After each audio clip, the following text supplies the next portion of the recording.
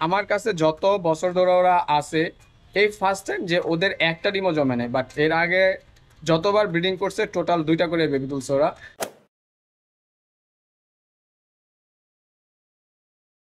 হে কবুতর পিপল, নমস্কার। আশা করি সকলেই ভালো আছেন। লফটের সকল কবুতরকে মানে সকল পেটস গুলাকে ওদের খাবার দিয়ে দিচ্ছে। এখন ওরা যেটার জন্য ওয়েট করতেছে সেটা হচ্ছে আপনার রসুনের জল খাওয়ার জন্য ওয়েট করতেছে। আমি বলছিলাম যে কেন আপনারা কবুতরকে রসুনের জল খাওয়াবেন, এর উপকারিতা কি কি। তো আজকে হচ্ছে আপনার 15 তারিখ এবং রসুনের জল দেওয়ার সর্বশেষতম দিন। তো আমরা যে উপকরণগুলো ইউজ করতেছি তা না কন্টিনিউ 1 থেকে 3 দিন পর্যন্ত ইউজ করতেছি, যেন প্রত্যেকটা উপাদানের গুণগত মান কবুতরের শরীরে লাগে এবং কবুতরের কাজে লাগে। আর যেহেতু এগুলো ভেষজ প্রাকৃতিক উপাদান, ঘরোয়া উপাদান, অ্যাটলিস্ট কমপক্ষে 1 থেকে 5 দিন পর্যন্ত খাওয়ানোটা জরুরি। জাস্ট এরকম 2 কোয়া রসুন, ওকে, খুব বেশি বড় না, মিডিয়াম সাইজের। আর যদি খুব বেশি বড় হয় তাহলে 1 কোয়া রসুন। আমার এগুলো যেহেতু মিডিয়াম সাইজের, তো জাস্ট ওই ক্ষেত্রে 2 কোয়া নিছি।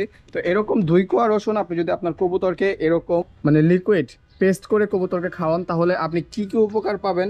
এটা হচ্ছে কবুতরের প্রাকৃতিক মাল্টিভিটামিন।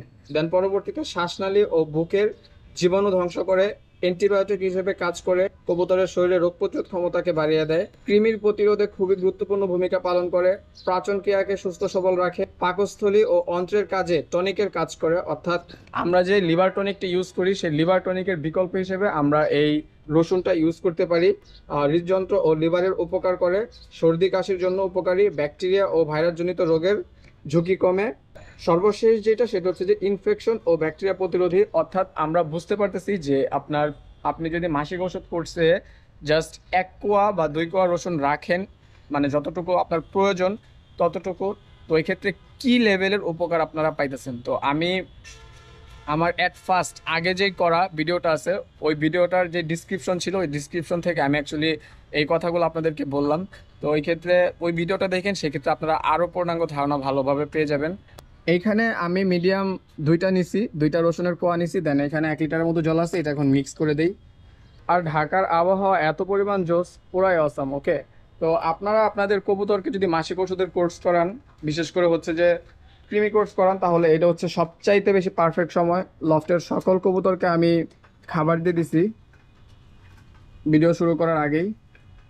প্রচুর প্রচুর ডিম যেহেতু জমে নাই, আর কেন জমে নাই এটা অ্যাকচুয়ালি বোঝাটা মুশকিল, কেননা মোটামুটি সকল কবুতরেরই একটা হলেও ডিম জমছে। বাট প্রচুর প্রচুরই একমাত্র জোড়া, সেটা হচ্ছে যে ওদের জোড়ারই একটাও ডিম জমে নাই। অনেক কারণ হইতে পারে, কারণ যেহেতু আমি যে সময় মাদিগুলারে জোড়া দিছি তখন আমার লফটের সকল মাদি নর এত পরিমাণ হাইপে ছিল, মানে এত পরিমাণ গরম ছিল বলার বাইরে।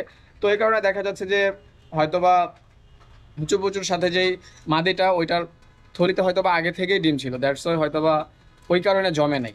ঠিক আছে, বাট মিটিং করছে, বাট ডিম দিয়ে দিছে, তো ওই কারণে আর ডিম জমে নাই। বাট আমার কাছে যত বছর ধরে ওরা আছে, এই ফার্স্ট টাইম যে ওদের একটা ডিমও জমে নাই। বাট এর আগে যতবার ব্রিডিং করছে টোটাল 2টা করে বেবি তুলছে ওরা। আর ভিডিও ডিসক্রিপশন কমেন্ট সেকশনে আমি ভিডিওর লিঙ্ক দিয়ে দিব যে কেন আপনারা কবুতরকে 1 থেকে 5 দিন পর্যন্ত রসুন খাওয়াবেন। আর এটার পাশাপাশি আরও যে ভিডিওগুলো সাজেস্ট করবে, ওই ভিডিওগুলো দেখেন ভেষজ প্রাকৃতিক উপাদানের।